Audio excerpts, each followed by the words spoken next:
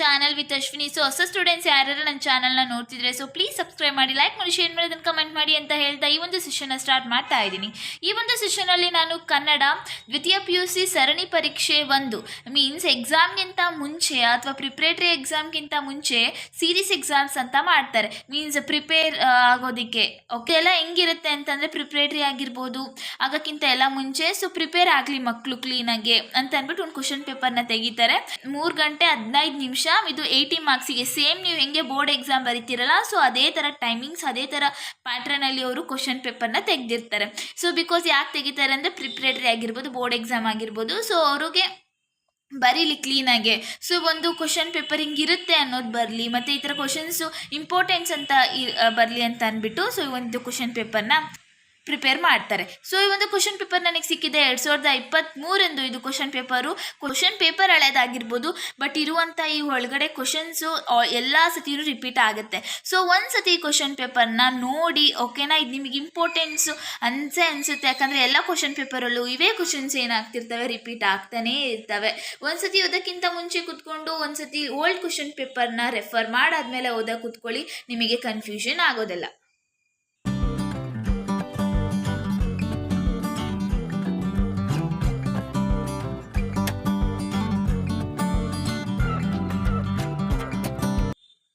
ನಾನಿಲ್ಲಿ ವಂದಿಸಿ ಬರೆಯಿರಿ ಪದೇ ಎಲ್ಲ ವಿಡಿಯೋದಲ್ಲೂ ಹೇಳ್ತಾ ಇದ್ದೀನಿ.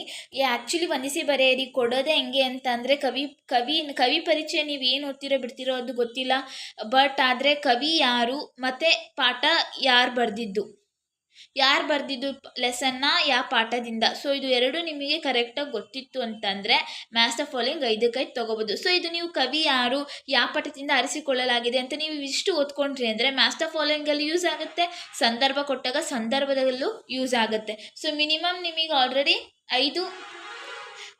6 ಮಾರ್ಕ್ಸ್ ನಿಮಗೆ ಬಂದೇ ಬಿಡುತ್ತೆ. ಇಲ್ಲ 5 ಮತ್ತು ಸಂದರ್ಭದಲ್ಲಿ 6 ಮಾರ್ಕ್ಸ್.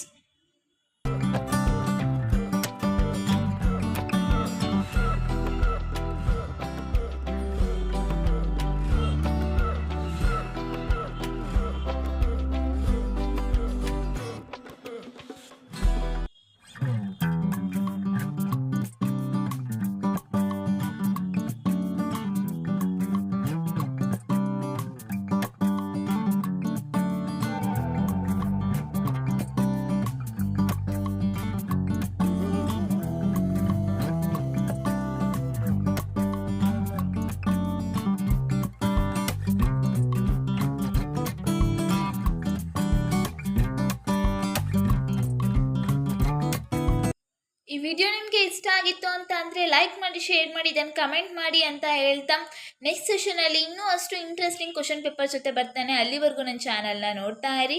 ಹಾಗೆ thank you for the watching.